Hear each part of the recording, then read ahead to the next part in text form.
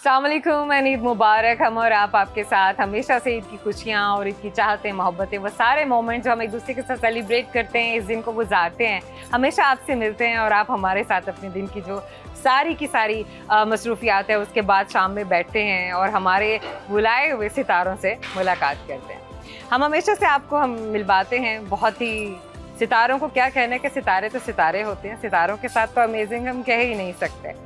तो आज जो सितारा हमारे साथ आपसे मिलने के लिए आया है रेस्टोरेंट में, ये है स्टेक स्टूडियो, जहाँ पर आज हमने इनवाइट किया है आपके बहुत ही स्पेशल और बहुत ही प्यारे से मेज़बान तो हम हैं, आपके गेस्ट, और हमारे भी गेस्ट हमारे साथ आज मौजूद हैं इब्रार मलिक। इब्रार एक चमकता हुआ सितारा, उभरता हुआ सितारा मौसीकी की दुनिया का, जो ना सिर्फ कि एक मौसीकार हैं, यानी कि एक म्यूजिशियन हैं, एक सिंगर हैं, बल्कि इसके साथ एक ट्रैवलर भी हैं, एक इन्फ्लुएंसर भी हैं। इन्फ्लुएंसर एक बड़ी ब्रॉडर टर्म है।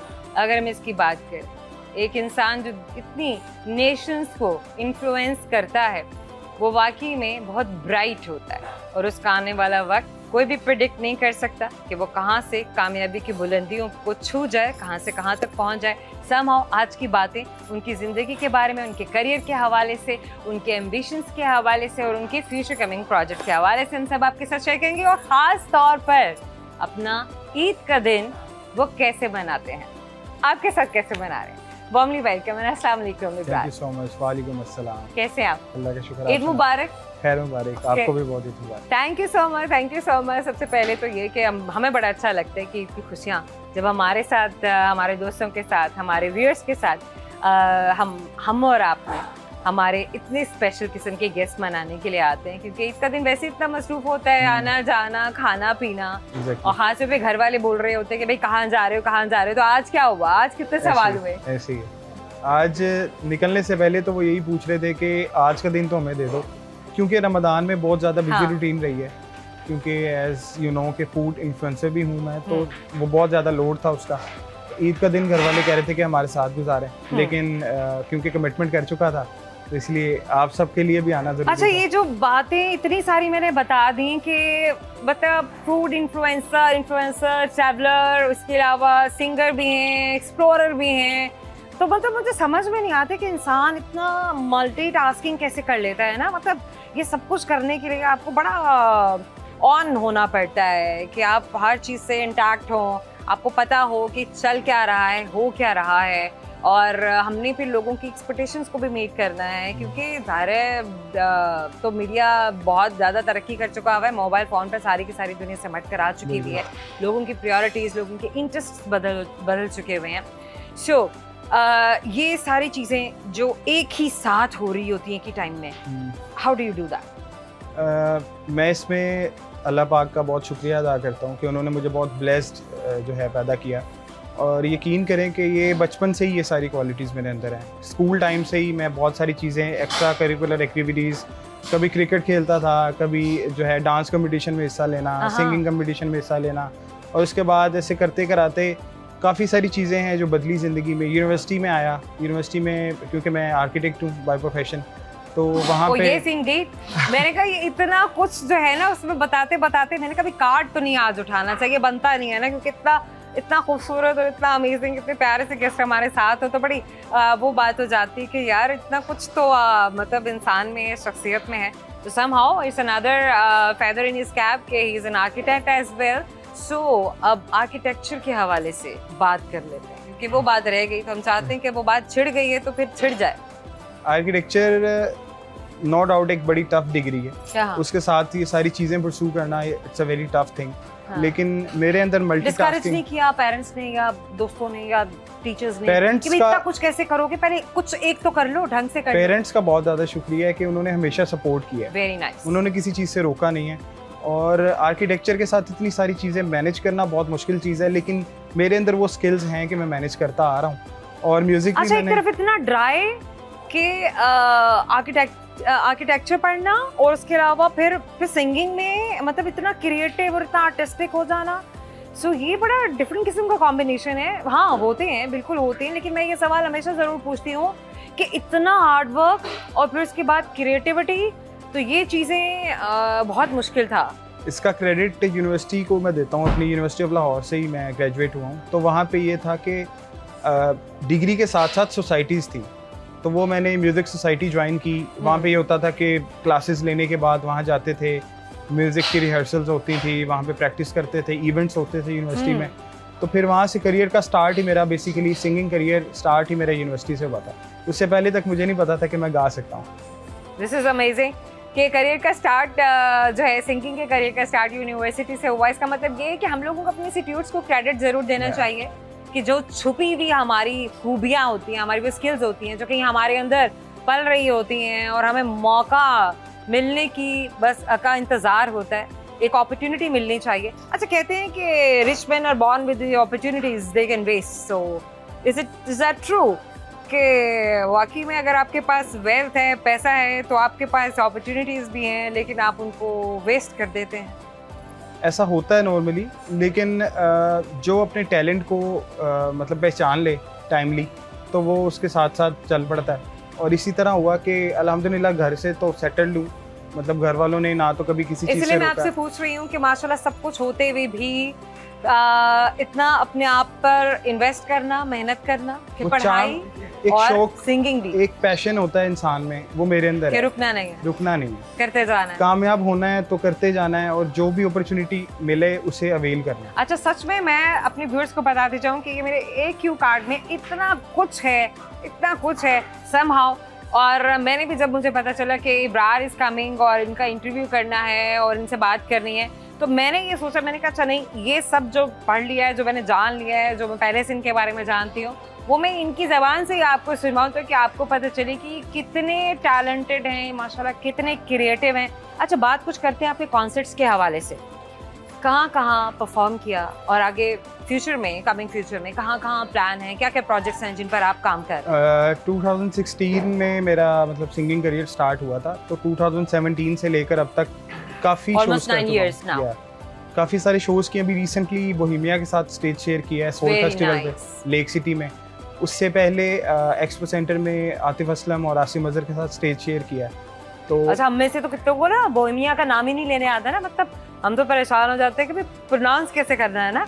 तो माशाल्लाह माशाल्लाह माशाल्लाह के इंटरनेशनल स्टार्स के साथ इब्रार ने काम किया है और परफॉर्म किया है।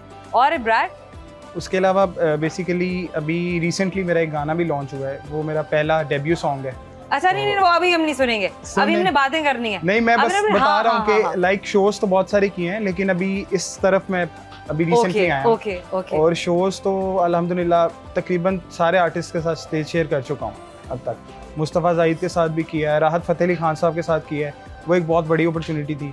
और मैं स्पेशल थैंक्स कहना चाहूँगा उनको जो मेरा टैलेंट देखकर मुझे अपॉर्चुनिटी देते हैं। अच्छा, होता क्या है कि नए सितारे बड़े सितारों के सामने, because of course they are intimidating, एक इन्फ्लुएंस होता है, आप घबराते हैं, परेशान होते हैं, अपना कॉन्फिडेंस लेवल लूज कर जाते हैं। सो बड़े सितारों के साथ, बड़े सिंगर्स के साथ काम करते हुए कैसा फीलिंग था, क्या इमोशंस थे? अच्छा, ये जो घबराने वाला एरा है ना, हाँ। ये मैं यूनिवर्सिटी में छोड़ आया था। मतलब मेरे अंदर कॉन्फिडेंस इतना है कि स्टेज पे जाके फिर मैं स्टेज को अपनी कभी किसी ने इनसिक्योर करने की कोशिश की? काफी दफा हुआ, काफी फेलियर्स भी फेस किए मैंने। काफी लोगों ने डिग्रेड भी बहुत ज्यादा किया कि तुम नहीं कर सकते, लेकिन मैंने वो पैशन को नहीं छोड़ा। और एक बड़े आर्टिस्ट से परफॉर्म करने से पहले एक नर्वसनेस होती तो है, लेकिन ये होता है कि अगर हम बेस्ट देंगे तो अप्रिसिएशन मिलेगी। और हमेशा ऐसे हुआ कि जब भी मैंने परफॉर्म किया है तो अप्रिशिएट किया है उन आर्टिस्ट ने। Very well done, this is amazing कि हमें बहुत कुछ फेस करना पड़ता है, हर जगह आपको वेलकम नहीं किया जाता, लेकिन हम आपको जरूर वेलकम करेंगे। छोटे सा मुख्तसर सा वक्फा है, ईद की खुशियाँ, ईद की प्यारी प्यारी सी चाहते मोहब्बतें, हमारे साथ रहिएगा। वेलकम बैक, हम और आप आपके प्यारे से इतने खूबसूरत, इतना टैलेंटेड इब्रार मलिक और आपकी जोया। बातें हम कर रहे थे इनके फ्यूचर प्रोजेक्ट्स के हवाले से, इनके परफॉर्मेंसेस के हवाले से, स्टेज परफॉर्मेंसेस के हवाले से। इतने बड़े बड़े स्टार्स के साथ इन्होंने परफॉर्म किया, पाकिस्तान के इंटरनेशनल स्टार्स के साथ काम किया, और इसके अलावा क्या करने वाले हैं, जिंदगी में और क्या क्या कुछ चल रहा है। इब्रार, एक दफ़ा फिर से प्यारी प्यारी सी बातें, खाना वाना भी है, खाना भी ठंडा हो रहा है, लेकिन अभी हम थोड़ा प्लेटों का वेट कर रहे हैं। हमारे प्लेट्स आ जाए तो उसके बाद भी विल स्टार्ट ईटिंग। सैम हो, इतनी देर में हम जरा थोड़ा सा अपने आप को बातों से वार्म अप करते हैं।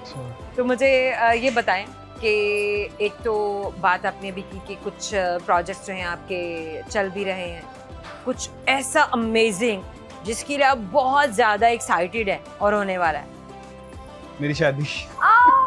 शादी। अच्छा, शादी के बारे में अगर बात की जाए, सच में शादी वो जो है ना एक टॉपिक है। अच्छा, कितने लोगों ने कंफ्यूज किया है, कितने लोगों ने क्या क्या बात की है कि अच्छा कर लेना चाहिए, नहीं अभी थोड़ा वेट करो, नहीं this is a right time, या टेक सम टाइम, कुछ और थोड़ा और करियर, थोड़ा और अपने आप की स्टेबिलिटी, क्या क्या बातें हो रही है? स्टेबिलिटी तो आती रहेगी। एग्जैक्टली। जो है कुछ गोल्स होते हैं, बंदा सोचता है कि ये अचीव करने के बाद मैं शादी कर सकता हूँ। हाँ, तो वो मैंने अच्छा ओके फाइन। यहाँ पे ना हमारे साथ एक लड़का बैठा हुआ है, वैसे हम पता नहीं कितनी हजारों लाखों लड़कियां बैठ के वहाँ पे सुन रही हैं कि अच्छा एक लड़के की क्या सोच होती है, वो क्या चाह रहा होता है, किस पॉइंट पे जाके वो शादी करता है। अच्छा, ये सब कुछ इब्रार बताएंगे, बिकॉज माशाल्लाह he is career oriented and education भी कंप्लीट हो चुकी हुई है, काम भी चल रहा है और शादी के बारे में भी प्लान्स है। मेरा ये मानना है कि एक लड़के को कभी भी जल्दबाजी नहीं करनी चाहिए शादी में। अच्छा, स्टेबल होना चाहिए पहले। अच्छा ठीक है। उसको लगे कि मैं अपने व्हाट इज स्टेबिलिटी? अर्निंग में भी कह सकते हैं, हाँ। और आपकी स्टडीज में भी कह सकते हैं। हाँ। उसके अलावा आप अपना करियर में इतना स्टेबल हो कि आपको लगे कि आप मंथली समथिंग इज प्रॉमिसिंग। हाँ। कि आप अभी कर सकते हो, लाइक आपको खुद पे बिलीव हो कि अब आप ये रिस्पॉन्सिबिलिटी संभाल सकते हो, तो फिर आपको करनी चाहिए। उससे पहले कुछ मैंने काफी देखी है कि छोटे छोटे बच्चे भी शादियां कर लेते हैं, लेकिन वो स्टेबल नहीं होते, कुछ कर नहीं रहे होते, मतलब वो फिर स्ट्रगल, फैमिली प्रेशर्स होते हैं, वो फिर स्ट्रगलिंग फेज स्टार्ट हो जाता है। तो हाँ। स्ट्रगलिंग फेज से निकल के इंसान को करनी चाहिए। एग्जैक्टली। अच्छा, स्ट्रगलिंग फेज की अगर बात करें तो कुछ लोगों के लिए स्ट्रगलिंग फेज तो कभी खत्म ही नहीं होता। What about them? हो जाता है, लेकिन वो एक सिर्फ पॉइंट ऑफ व्यू होता है किसी का। हाँ, कुछ को लगता है शादी नहीं करना चाह रहे होते, ये बात होता है। अच्छा, इसका मतलब ये है कि शादी कर लेनी चाहिए, because this is beautiful thing जो इंसान की जिंदगी को A to Z बदल के रख देता है। और ये तो हदीस में भी है कि जब आप शादी कर लेते हो तो उनके नसीब का भी आपको मिलता है, तो एक अच्छी चीज़ है। बेशक। कितनी खूबसूरत सी बातें हैं, हिकायतें हैं कि औरत भी अपना रिस्क लेकर आती है, कि उसके नसीब से मर्द को रिस्क मिलता है, बच्चे अपना नसीब का रिस्क दुनिया में लेकर आते हैं, और खुशहाली आती है, और बढ़ोतरी आती है, इम्प्रूवमेंट आती है, जिंदगी में बड़े प्यारे प्यारे से चेंजिंग्स आ जाते हैं। दिस इज अमेजिंग का मतलब ये है कि शादी की तैयारियां भी जारी हैं? नहीं, अभी तो ढूंढ रहा हूँ। अभी ढूंढ रहे हैं। तो इसका मतलब ये है कि वो जितनी भी लड़कियां बैठ के इस टाइम ट्रांसमिशन को देख रही हैं ना, और वो बैलेट कैंडिडेट अपने आप को समझती हैं, तो व्हाई नॉट भाई, अब तो जमाना बदल चुका है, आप इनको कनेक्ट कर सकते हैं। सोशल मीडिया जो है वो सबके लिए खुला है, व्हाई नॉट थोड़ा एक दूसरे के साथ आपका थोड़ा मिलना, कोई मीटअप, कोई अच्छा एक्सचेंज, आपके एक्सचेंज ऑफ व्यूज होना चाहिए, ताकि पता चले कि yes he is the right match और you are the right match. Well, अच्छा, पाकिस्तान में शादी करनी है, बाहर करनी है, गोरी से करनी है, काली से करनी है, भूरी से करनी है, या किसी पीली से करनी है? अब तो लिसन, अब तो कहा जाता है कि white man's future is out. अब तो फ्यूचर सिर्फ या तो ब्राउन मैन का है या फिर येलो मैन का है। So what you are thinking about it? क्योंकि करियर मेरा सारा इधर पाकिस्तान में है, तो मैं यही चाहूँगा कि पाकिस्तान में ही करूँ। ओके। और बस फैमिली भी यहीं पर ही रखूँ? मेरा भाई तो वैसे जर्मनी जा चुका है। ओके, आपने नहीं जाना? लेकिन मेरा अभी कोई माइंड नहीं है, क्योंकि यहाँ बाद में बन गया तो बाद में जा सकता हूँ, शोज के लिए भी जा सकता हूँ या अपने काम के लिए जा सकता हूँ, लेकिन रहना पाकिस्तान में। पेरेंट्स की तरफ से कोई है कि नहीं बाहर चले जाओ, नहीं जाओ? नहीं, उन्होंने कभी किसी चीज के लिए नहीं रोका। हमेशा सपोर्ट किया, जो भी मेरा डिसीजन हुआ है उन्होंने कहा ठीक है, तुम जो कह रहे हो। So what do you think कि पेरेंट्स को स्ट्रिक्टनेस रखना चाहिए, रोकना चाहिए, फोर्स करना चाहिए, अपना इंट्रूजन या मुदाखलत बच्चों के डिसीजंस में होना चाहिए, नहीं होना चाहिए? होना चाहिए तो किस हद तक होना चाहिए? टीन एज तक होना चाहिए। मतलब जब एक बच्चा टीन एज तक है, तब तक उसको नहीं पता कि वो क्या डिसीजन है, जब तक कोई रास्ता दिखाने वाला, ऊंच नीच बताने वाला नहीं है। 20-21 साल तक उस किसी भी डिसीजन में सपोर्ट नहीं करना चाहिए। हाँ, उसके बाद है कि आप जो डिसीजन ले रहे हो आपको भी पता है कि इसका फायदा और नुकसान क्या है, तो फिर सपोर्ट करना चाहिए। बातें इतनी सुरीली करते हैं तो हम गाना ना क्यों इनसे सुन ले, कहते हैं ना दोस्तों, फिर सुनते हैं इब्रार से, नहीं कहते कि सुरीला सा, मतलब आवाज़ तो आपकी सुरीली है, तो कोई गाना भी हो जाए हमारे दोस्तों के लिए, हमारे लिए। ज़रूर, एक गाना मुझे काफ़ी देर से बहुत पसंद है, यूनिवर्सिटी टाइम से, वही सुनाता हूँ। ओके। राज आँखें तेरी सब बयां कर रही, सुन रहा दिल तेरी खामोशियाँ, कुछ कहो ना सुनो, पास मेरे रहो, इश्क की कैसी है ये गहराइयाँ, साया भी जिस्म से होता है क्या जुदा, जितनी भी जोर की हो आंधियाँ, राज आँखें तेरी सब बयां कर रही, सुन रहा दिल तेरी खामोशियाँ, जीने का तू सहारा, तू ही रोशनी, कहता है हर सितारा मेरी तू चांदनी, हम जुदा हो जाए ऐसा मुमकिन नहीं, धूप हो तुम मेरी, छाँव भी हो तुम ही, पास हो तो दूर हैं तन्हाइयाँ, साया भी जिस्म से होता है क्या जुदा, जितनी भी जोर की हो आंधियाँ। Awesome, amazing, amazing, amazing, amazing, amazing. I was lost. I was somewhere else. मुझे नहीं पता था मैं कहाँ हूँ. I was just into it.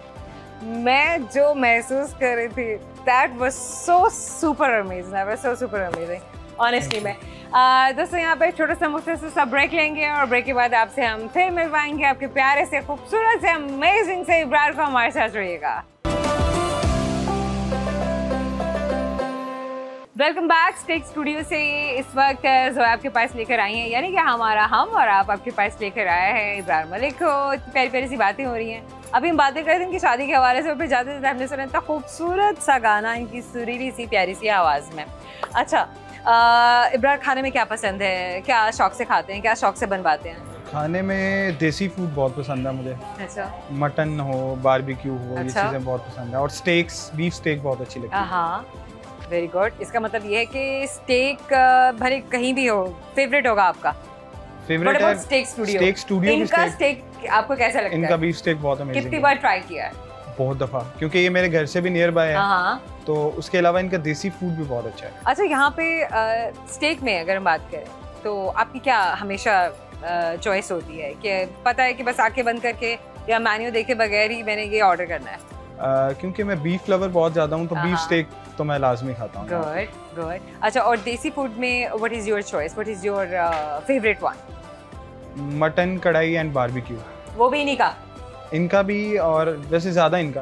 तो गाइस, स्टेक स्टूडियो पे आप जब भी आएँ, एक दिन का अपने स्टेक ज़रूर ट्राई करना है। और मुझे तो पता चल गया कि लड़कियां तो ज़रूर अपना बीफ स्टेक ट्राई करने वाली हैं। इब्रार का ये जो है वो सबसे फेवरेट फूड है। तो जिस जिसको इब्रार पसंद है और वो इब्रार की दीवानी है, उनकी आवाज़ की दीवानी है, they will definitely try. Of course, not just girls, बल्कि everybody, हमारे boys भी, हमारे बच्चे भी, हमारे बड़े भी, क्योंकि इनके फैंस तो सभी हैं। उसमें एज ग्रुप का तो कोई लिमिटेशन ही नहीं है। बात वैसे मजाक की थी, इसलिए हम कर रहे थे। अच्छा इब्रार, एक तो फूड के हवाले से मैंने बात की, ट्रैवलिंग का शौक है। ट्रैवलिंग का शौक कब से है? एक्सपेंसिव है, नहीं है? So how do you manage? Travelling का सिनेरियो ये है कि यूनिवर्सिटी टाइम पे ही मैंने अपनी एक छोटी सी ट्रैवल एजेंसी बनाई थी हाँ, जो अभी भी चल रही है। ओके, तो उसमें ये है कि लोगों को गैदर करके so is an entrepreneur as well. जनाब, हमने आपसे एक बिजनेसमैन को भी इंट्रोड्यूस करा दिया कि बिजनेस भी चल रहा है। यस, ओके, बिजनेस एक नहीं 2-3 चल रहे हैं। Okay fine, I am running a girls hostel near university of Lahore. Okay good, 7-8 साल से ही, जब से यूनिवर्सिटी में थे। ठीक है। उसके अलावा ट्रैवल एजेंसी है और एक जो LFP जो हमारा प्लेटफॉर्म है, Lahore food posting, it's a basically marketing platform जिसमें हम ज़्यादातर रेस्टोरेंट्स को प्रमोट करते हैं और बाकी भी जो है ब्रांड्स को। तो अभी भी मैं I am working with many brands अभी, लाइक उनकी मार्केटिंग करना, उनकी लाइक फूड वाला जो सिनेरियो होता है। अभी रमज़ान चल रहा था, आप ट्राई करेंगे, इनका फूड भी बहुत अच्छा है। हाँ, मैं भी जरूर ट्राई करूंगी। मैंने कहा ब्रांड के साथ बातें करते करते थोड़ा सा हम भी फूड को ट्राई करें और मुझे भी पता चले कि आजकल आपको पता है फूड कंटेंट क्रिएशन का बहुत ज़्यादा अभी ज़माना है। लोग बहुत ज़्यादा देखते हैं, फिर ट्राई करते हैं, तो आजकल ये मार्केटिंग से ही चल रहा है सब कुछ। ट्रस्ट मी गाइस, कि मैंने इनका सीख कबाब ट्राई किया है, सो यमी, और इतना कोई बटर टाइप कोई फ्लेवर मुंह में आ रहा है कि मैं इमेजिन नहीं कर पा रही कि मैं बटर बोलूँ या मैं इसको मीट बोलूँ। This is amazing, this is amazing. Taste बहुत अच्छा है। खैर, मैंने तो पहली बार ट्राई किया। इसका टेम्पुरा भी ट्राई करें, वो भी बहुत अच्छा। Yes Indeed. बातें करते करते बीच में मैंने कोई ना कोई अपना देख रहे कि हाँ मुझे मौका मिला, अब मैं एक और लुकमा ले सकती हूँ, तो मैं suddenly come to my plate. अच्छा, बात हो रही थी बिजनेस के हवाले से। सो बिजनेस का अगर बाकी सीरियस होकर कोई एक करना पड़े, क्या अभी अब टाइम नहीं मैं दे पा रहा हूँ, किसी एक चीज़ को मुझे फ्लरिश करना है, so what would be your choice? Would that be food, either that hostel thingy या फिर कुछ और? अच्छा, जो हॉस्टल और ये ट्रैवल एजेंसी है ना, ये फुल टाइम बिजनेस नहीं है। अब हॉस्टल का ये होता है कि एक दफ़ा आप सेटअप कर लो, उधर सब फिलअप हो जाएं, तो उसके बाद आप वो चलता रहेगा, बस आपने मंथली चेक इन बैलेंस करना। हाँ, यू नीड एन असिस्टेंस, आपके लोग हों वो देखते रहें। अभी के दौर के हिसाब से marketing is the best business. Okay, अगर आपने ग्रो करना है अभी, क्योंकि मार्केटिंग का इतना ज़्यादा स्कोप है कि हर ब्रांड मार्केट होना चाहिए। So you are talking about food marketing, और वैसे फूड का ज़माना है, बिल्कुल ऐसे ही है। ब्लॉगर्स के पास अब तो आ गया है, अब तो किसी भी रेस्टोरेंट की प्रमोशन करनी है फूड की, कहीं भी कोई अच्छा अमेजिंग सा कुछ हो रहा है या कोई ओपनिंग है, तो आप हमेशा सोशल मीडिया इन्फ्लुएंसर्स को अप्रोच करते हैं, सिंगर्स को अप्रोच करते हैं, सेलिब्रिटीज़ को अप्रोच करते हैं, और उसके उन्हीं के थ्रू आप अपना फूड का प्रमोशंस करते हैं। फूड का एक ये भी चीज़ है कि फूड तो इंसान ने खाना ही है, हाँ, किसी भी हालत में है, और वैसे भी लाहौरी जो हैं वो फूड खाने में everybody is food lover, not just Lahori. मैं तो कहती हूँ कि दुनिया में हर कोई फूड लवर है, क्योंकि बहुत ज़्यादा रिवाइव किया ये फूड वाला जो है सारा। एग्जैक्टली। और हर तरह का फूड अब लाहौर में मिलता है, बिल्कुल ऐसा है, इसीलिए and thanks to social media and thanks to influencers के जिनके जरिए हमें सच में पता चलता है कि खाने का जायका क्या है, कितनी दूर जाना है, कितना ट्रैवल करना है, क्या क्या आपको प्रॉब्लम्स फेस करने पड़ सकते हैं, क्या नहीं हो सकता है, क्या चीप है, क्या एक्सपेंसिव है। So we get to know about each and everything, ऐसी चीजें भी जो हमें पता नहीं होती थी। एग्जैक्टली ऐसा ही है। और फिर वो जब जैसे वो ट्राई कर रहे होते हैं, जैसे वो खा रहे होते हैं, दूध में कर रहा है इन्फ्लुएंसर के साथ ही के समेत ही खा जाए सब कुछ, मतलब वो इतना यमी लग रहा होता है, इतना यमी लग रहा होता है। So I think that what is the reason behind you getting interested into food vlogging और marketing या food का जो आप as influencer कर रहे हैं, काम कर रहे हैं? अच्छा, food is a reason या कुछ और है reason? food is the reason क्योंकि अच्छा, कहते हैं आप अपनी आंखों से पहले खाते हैं, अपनी ज़बान से बाद में खाते हैं। हुआ ये कि मैं अंदरून से था पहले, मतलब हम पहले अंदरून साइड पे रहते थे, तो अंदरून का तो आपको पता है कि वहाँ पे तो फूड का बहुत अमेजिंग सीन है, तो वहाँ से बस फिर ये चीज़ शुरू हुई और मैंने खुद के अंदर स्किल्स देखे कि मैं ये कर सकता हूँ, क्योंकि फूड का ये होता है कि आपने फिर खाकर उसका बिल्कुल राइट वे में बताना भी है ताकि लोग इन्फ्लुएंस होके फिर उसको ट्राई जब करें तो आपको गालियां ना दें। एग्जैक्टली, ऑनेस्ट होके बताना है, क्योंकि अगर आपने ऑनेस्ट होके नहीं बताया उसके बाद फिर आप तैयार हो जाएं ट्रोलिंग के लिए, एग्जैक्टली, कि फिर आपको लोग नहीं छोड़ेंगे। कंटिन्यू। मेरे तो मुंह में कुछ है ना, oh wow, this is amazing as well.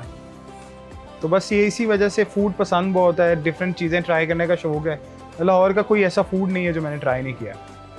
Prawns, इस वक्त मैंने इनके फ्राइड प्रॉन्स ट्राई किया है। मेरे साथ एक प्रॉब्लम है कि मैं कभी भी कोई भी ऐसा सी फूड नहीं खा सकती जिसमें थोड़ा सा भी स्मेल आ रहा हो। ट्रस्ट मी ब्रार, इसमें स्मेल का नामो निशान नहीं है।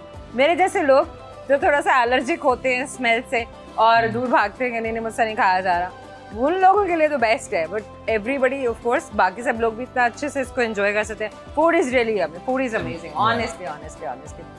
अभी वैसे उनका स्टेक फ्राई नहीं किया, वो भी हम जरूर करेंगे, लेकिन आप रिव्यूज तो उसके बारे में आप सुन ही चुके हैं कि स्टेक स्टूडियो के जो स्टेक के और उनके देसी फूड के हवाले से हमने बात की, बल्कि इब्रार ने अपने व्यूज शेयर किए कि उन्होंने इतनी बार यहाँ का फूड ट्राई किया है और यहाँ के फूड को उन्होंने बहुत अमेजिंग पाया है। मेरे सामने खाना पड़ा हुआ है और मैंने आपके सामने ही इस टाइम ट्राई किया और मैंने आपको बताया कि how amazing is that, this is just awesome. इसीलिए ये मेरा फेवरेट है और जब भी आता हूँ अच्छा फ्रेश फूड। अच्छा, खुद भी कुछ फूड बनाने आता है या बस खाने का शौक है? थोड़ा बहुत आता है। एक बार मैंने कुकिंग कंपटीशन में भी पार्ट लिया था, तो वो कब, कहाँ? कोथम में हुआ था वो एक दफ़ा। काफ़ी मतलब 1-1.5 साल हो गए इस बात को। अच्छा। तो मेरी फेलो इन्फ्लुएंसर हैं, उनके साथ मैंने हम टीम अप किया था, तो वो हमने विन भी किया था, फर्स्ट आए थे। क्या बात है। अच्छा, बताएंगे कि क्या बनाया? चिकन कढ़ाई बनाई थी। उसी का कंपटीशन था कि जो सबसे बेस्ट बनाएगा वो विन करेगा। जो सबसे बेस्ट बनाएगा वो विन करेगा। तो वो हमने कम टाइम में और अच्छी बना दी थी, तो वो फिर जजेस ने हमें सेलेक्ट किया और फिर हम फर्स्ट आ गए उसमें। This is so good. इसका मतलब है कि बनाने में भी इंटरेस्ट है और खाने में भी इंटरेस्ट है, उसको दिखाने में भी इंटरेस्ट है, उसके बारे में बात करने में भी। कहते बड़े जिंदा दिल लोग होते हैं जो खाने के बारे में बात कर रहे हैं। Food is life and food is everything. Food ही दिन है, फूड ही रात है, सुबह है, शाम है, मतलब फूड ही फूड है। मतलब हैप्पी जो किस्म का एक है ना, एक इमोशन है। This is always connected to food. और हमेशा जब भी फूड के बारे में कोई भी इंसान बात करता है तो इट्स सो हैप्पी, इंसान का मूड बिल्कुल बदल जाता है। लाहौरियों के लिए फूड खुशी है, एक मतलब सेलिब्रेट करते हैं। एक सेलिब्रेशन है कि घर में जब भी कुछ अच्छा दिन, जुमे का दिन होता है तो हाँ बिरयानी बन रही है, कोई ईद के त्यौहार है तो उसके लिए खास उस हवाले से जो है मीठा बन रहा है या गोश्त बन रहा है। मतलब हम मौका ढूंढ रहे होते हैं कि मिठाई बननी है, मीठा बनना है, कुछ अमेजिंग बनना है, कुछ डिफरेंट, कुछ स्पेशल बनना है, या बनाना है, मेहमान घर में आ जाएं तो तब तैयारी होती है कुछ और तरह की। खाने की बात करते करते अब हम आपसे सुनेंगे आपका डेब्यू सॉन्ग जो आप अभी हमारे दोस्तों को, हमारे व्यूअर्स को और हर किसी को सुनाने वाले हैं। श्योर। ये इसके बारे में थोड़ा सा बता दूं कि इसका नाम है तेरी फिक्र में। तेरी फिक्र में। और इसका क्रेडिट जाता है एजाज भाई को। उन्होंने मुझे बहुत ज़्यादा पुश किया। वो यूनिवर्सिटी में ही हमारे साथ थे, एज अ म्यूजिक प्रोड्यूसर वहाँ पे काम कर रहे थे, तो बहुत ज़्यादा उन्होंने पुश किया कि तुम्हें करना चाहिए काम। Amazing, amazing. उन्होंने इसके लिरिक्स और वो सारी चीज़ें की। क्रेडिट गोज टू एजाज भाई, इज़हार साहब, इज़हार भाई। सोया नहीं दिल ने तेरी बात की, जख्म वो पुराने भी अब तक यहाँ बाकी है। सोचता हूँ मैं हर दफा क्यों दिल तेरा ये शिकवा करे, पर तू तो दूर है और मैं भी वहीं खड़ा हूँ। आंखें तेरी याद हैं, दिल से तेरे साथ हैं, पर तू गई यूं जैसे ख्वाब दूर थे। मैं तो बस खोया तेरी फिक्र में, सारी रात रोया तेरी फिक्र में, बेचैन है सांसें दिल क्यों न माने। मैं तो बस खोया तेरी फिक्र में। This is amazing, this is amazing. ये सरप्राइज भी आपके पास आने वाला है और भी बहुत सारी प्यारी प्यारी सी जो म्यूजिक क्रिएशंस हैं आप सुनते रहेंगे। इनके अमेजिंग से कॉन्सर्ट्स भी आप देखते रहेंगे। Thank you so very much Ibrar कि आप आए और अपना ईद का दिन आपने हमारे साथ मनाया। आप सबका बहुत शुक्रिया कि आपने बुलाया। You are always welcome. फिर बुलाएंगे, फिर तंग करेंगे और हमेशा करते रहेंगे। आप भी हमारे साथ इसी तरह से जुड़े रहेंगे आपके साथ, प्यारे प्यारे से प्रोग्राम्स हम करते रहेंगे। ईद की खुशियाँ तो आज हमने बांटी, और भी प्यार और भी बहुत सारा मोहब्बत और बहुत सारी और भी शेयरिंग्स आपके साथ हम करेंगे। अपना बहुत सारा ख्याल रखिए, बहुत अच्छे से बनाएं, खूब सारा खाएं, खूब सारा पिएं और स्टेक स्टूडियो पे जरूर आए। आपसे हम फिर मिलने के लिए आएंगे। अल्लाह हाफिज।